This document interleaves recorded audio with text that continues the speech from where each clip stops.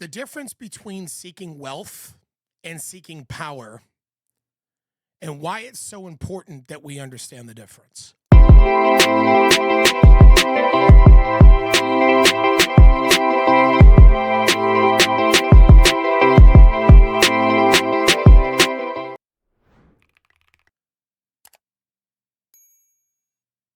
Wealth and seeking wealth depends on fair systems.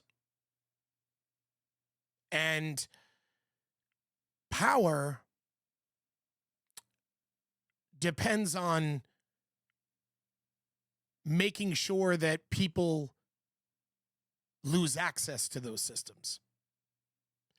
So power breaks the ladder or knocks the ladder over, whereas seeking wealth preserves the ladder. And people who seek wealth protect the system that allowed them to get wealthy in the first place.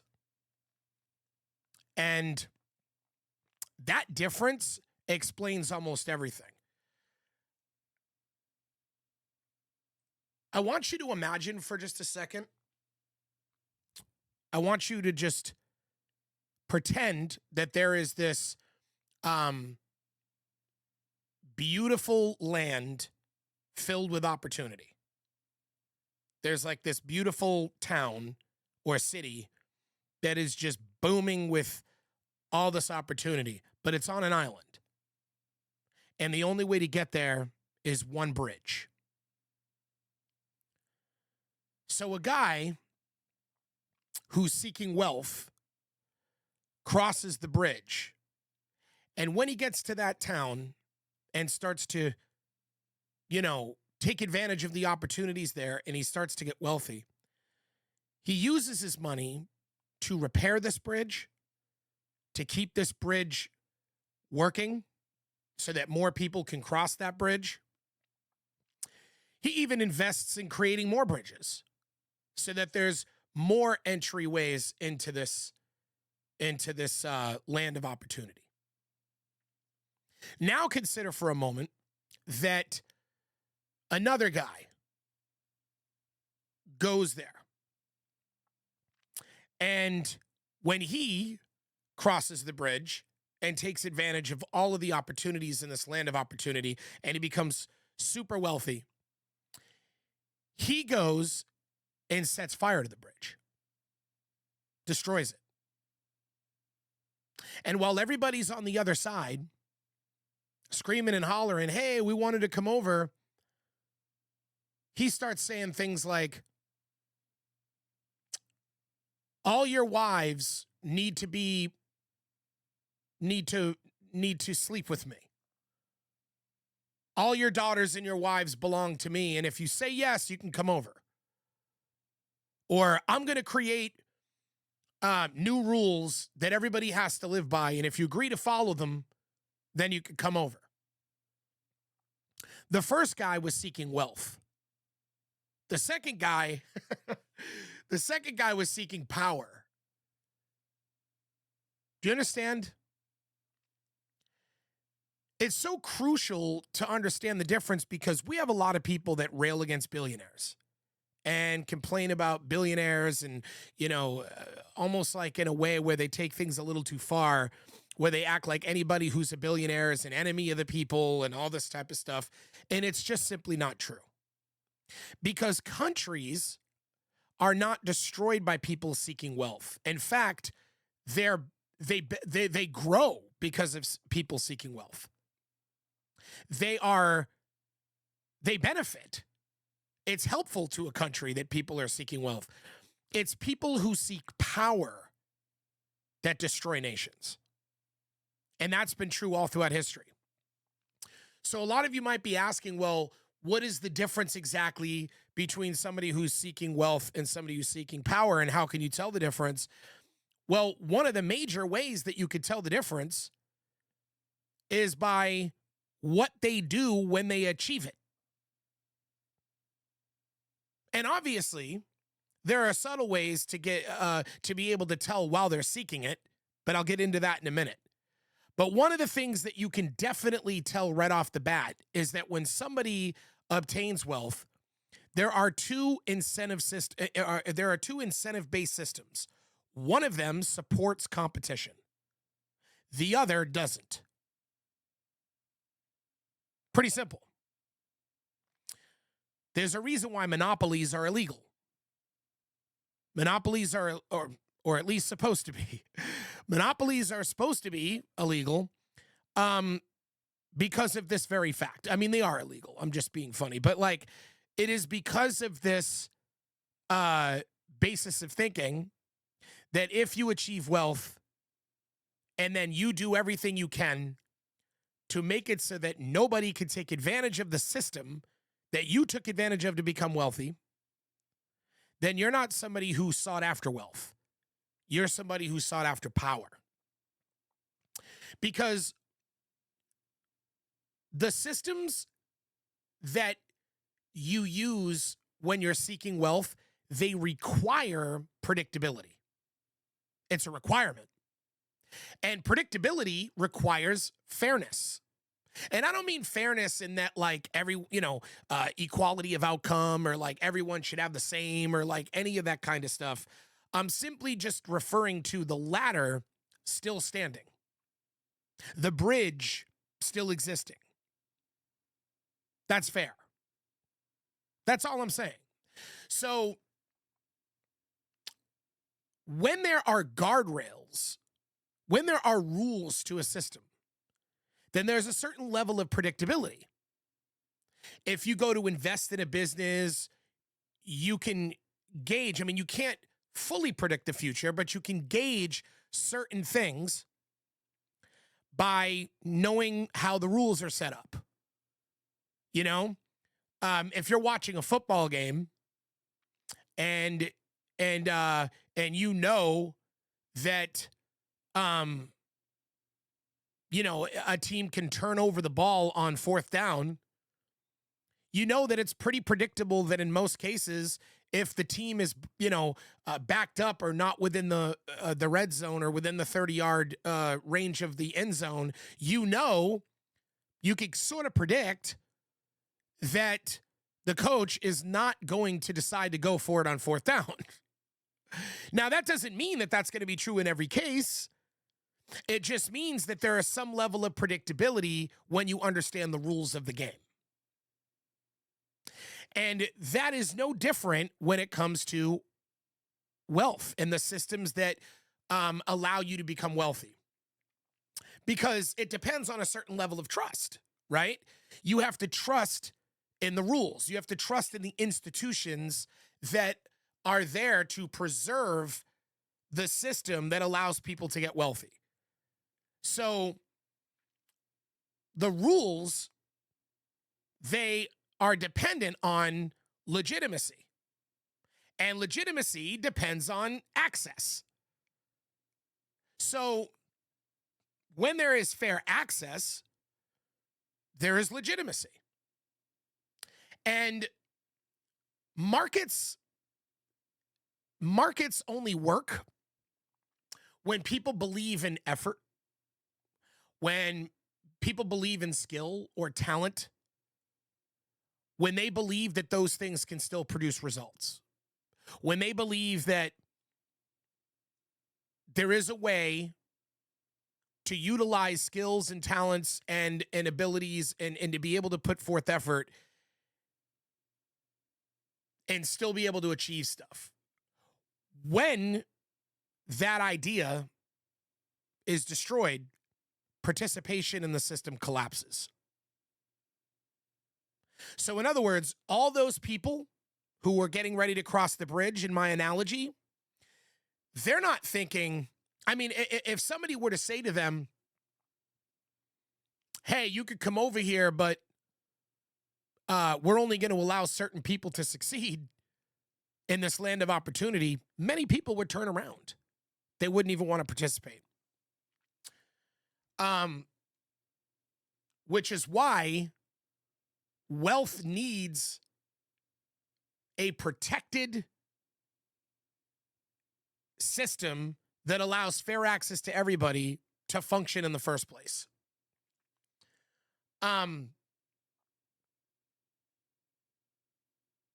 Power, and when people seek power, obviously benefits from restriction because power thrives on asymmetry.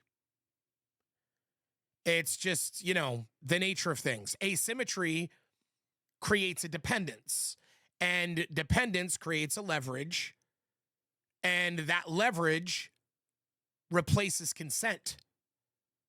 So if people want to eat, and the only way they can eat is if they do your bidding, then even if they don't want to consent to it, they're going to do it because you have all the leverage.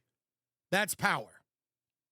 So like in my early analogy, the guy says, I need to be able to sleep with all your wives and daughters. And then if I can do that, then you could come over. That's somebody who wants to leverage all the opportunity and all the things that people could take advantage of and thrive from in this land of opportunity.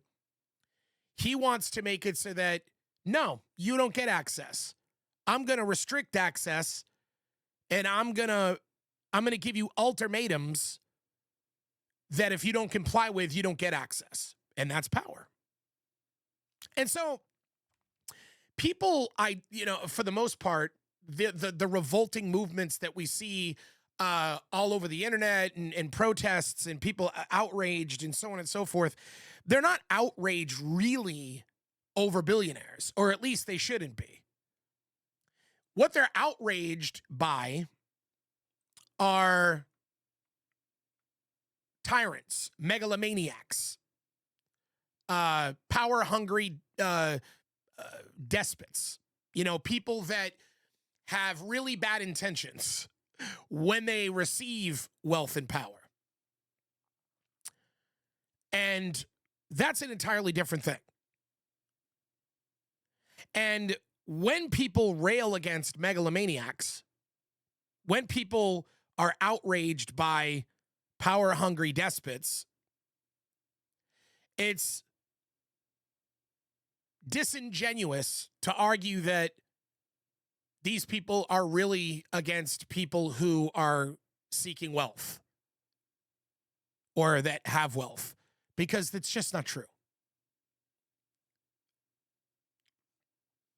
Another point I'm going to make is that fairness, like I was saying in my early analogy, allowing everybody access to the bridge to come in, fairness is a wealth multiplier.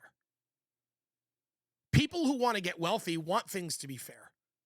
They want the rules to be aligned so that everybody has access, because the more people that have access, the more productive they are, the more they participate, the more their talents and skills and ideas contribute to the overall pie, the larger the pie comes and the more wealth the wealthy people obtain. So people who seek wealth want fairness. Only people who seek power don't. A good example is these stories we hear about Harvey Weinstein, about P. Diddy. There's a difference when you're in a position where you could snap your finger and make somebody famous and give them a career in the entertainment industry. Instead of investing in programs or things that could help music and artists and talents from all over the country and the world be discovered, so that we could, so that P. Diddy or Harvey Weinstein, if they had invested in programs that allowed, more talents and more artists all over the world to be discovered and given them all more access into the industry, then it would have showed that they cared about obtaining wealth, because they would have found more talent. They would have pushed more artists. They would have had untold amounts of wealth from being able to sign all these people to new deals or find new actresses and actors and create new movies that are even more successful. But when their thinking was, no, I have all this power and the ability to make someone's career, but I want to get laid. So I'm going to leverage all this power I have and only let people in who comply with giving me the pleasures that I'm seeking. That is somebody that was seeking power, not somebody that was seeking wealth. I mean, we could look at these analogies, or I mean, I'm sorry, these examples over and over and over again. Um, but when a system is fair, it's credible, and credibility makes people want to participate and engage with the system. And then, of course, like I said, that engagement grows the pie. Everybody wins. So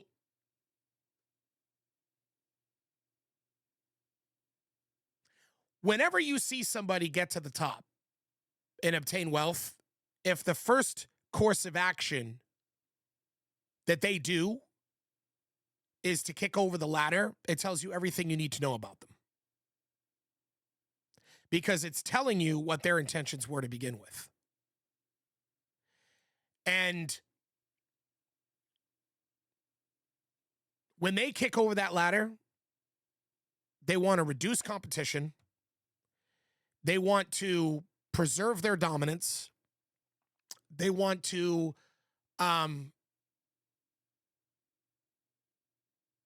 dominance actually to them in that moment feels safer than growth. It actually reveals an insecurity. It reveals an insecurity that they're afraid of competition. That they feel that competition is only going to cause them to lose what they have. And that's because they have a zero-sum mentality. And it's very, very true that people who have a zero-sum mentality are usually people who are like this. Because they think everything they gain took from someone else, and anything someone else gains takes from them. But the truth of the matter is that the systems that create wealth are not zero-sum. It's not like there's only a certain amount of dollars in the world, and every dollar you get takes it away from someone else. It's just not the case. Dollars create more dollars and create more dollars. When the pie gets bigger, that's more dollars being created. So there is no finite amount of dollars, which is why the system is not zero sum. And so therefore you could become extremely wealthy and then create and protect systems that make other people create wealth. And by doing so, even become more wealthy. Actually reach levels of untold wealth by doing this. And this has been seen time and time again. This is the reason why there are certain billionaires, for those of you who are familiar with Warren Buffett, for instance, or another good example is John Morgan, the guy that owns Morgan & Morgan attorney law firm. John Morgan is an incredible billionaire. He is super philanthropic, invests in lots of new ideas, lots of people's businesses. He gives money away. He contributes he donates a lot of it to causes. He gives people access to information. Same thing with Warren Buffett. There are videos all over the internet of Warren Buffett willfully explaining stocks, willfully explaining the things he did to become wealthy because he wants there to be fairness. He wants you to have access to the information that he had access to. One of the biggest causes of the reason why people are poor is because of they have no understanding of money or how it works. Financial literacy is way down. So obviously, if somebody becomes a billionaire and then starts making videos teaching financial literacy on a platform that anybody can have access to, that is somebody that seeks wealth, not somebody that seeks power. We know Warren Buffett's intentions. Because that's the difference. Because true wealth is in long-term thinking.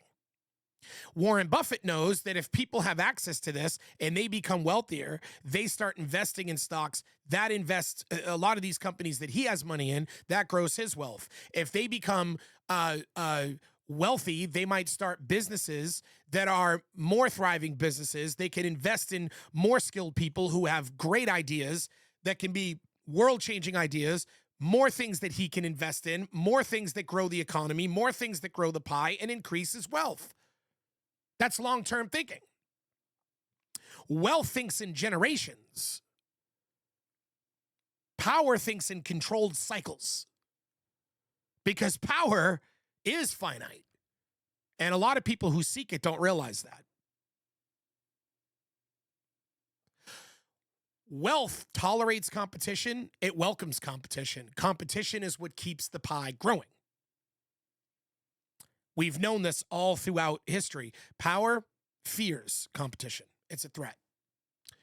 People who build lasting wealth, they invest in the institutions that protect the systems that help them get wealthy. They invest in education so that other people can be more intelligent and get access to the information that allowed them to become wealthy. They invest in stability. They invest in infrastructure. They invest in things that allow a lot more competition because they know the more people that get into the game and participate, the wealthier they'll become. People who seek power defund education. They defund these institutions. They weaken these institutions. They create instability because they want to secure their short-term control. And that's the difference between people who seek wealth and people who seek power.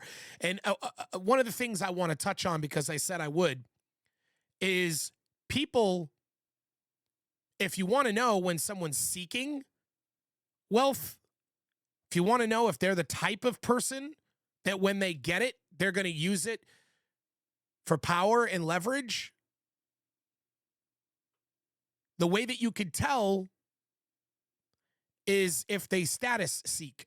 And one of my videos, I think it was the last one I did, which was basically telling people that status seeking often keeps you broke. People who are status seeking and going broke because they're status seeking, like spending money on Mercedes Benzes and Louis Vuitton handbags that they can't afford because they want to show people that they have money that they don't really have. Those are the kind of people that if for some reason they become wealthy, if they fall into it, if they inherit it, if they win the lottery, if anything happens, if they get lucky with a business idea and they become wealthy, people who were status seeking are 100%, in my view, going to be the kind of people that burn the bridge and make it so that nobody comes in. Because that's exactly the same mentality. Status seeking and wanting people to like you, wanting people to, when you walk in a room, wanting people to, using your status seeking to make people feel inferior to you, those are all clear signs of somebody that is on the path of wanting power, not on the path of wanting wealth. And if they wanted wealth, then they wouldn't status seek at all. Like my last video stated, they would be quiet and they would make quiet moves to obtain wealth.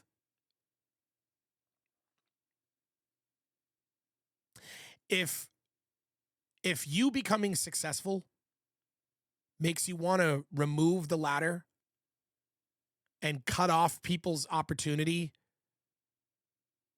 to be able to get as successful as you, then you need to come to terms with the reality that you're not somebody who's seeking wealth. You're somebody who's seeking power. Anyway, my name's Tom Kane. This is another episode of the Executives Playbook. I will be here every day, nonstop. For those who like watching, I really appreciate it.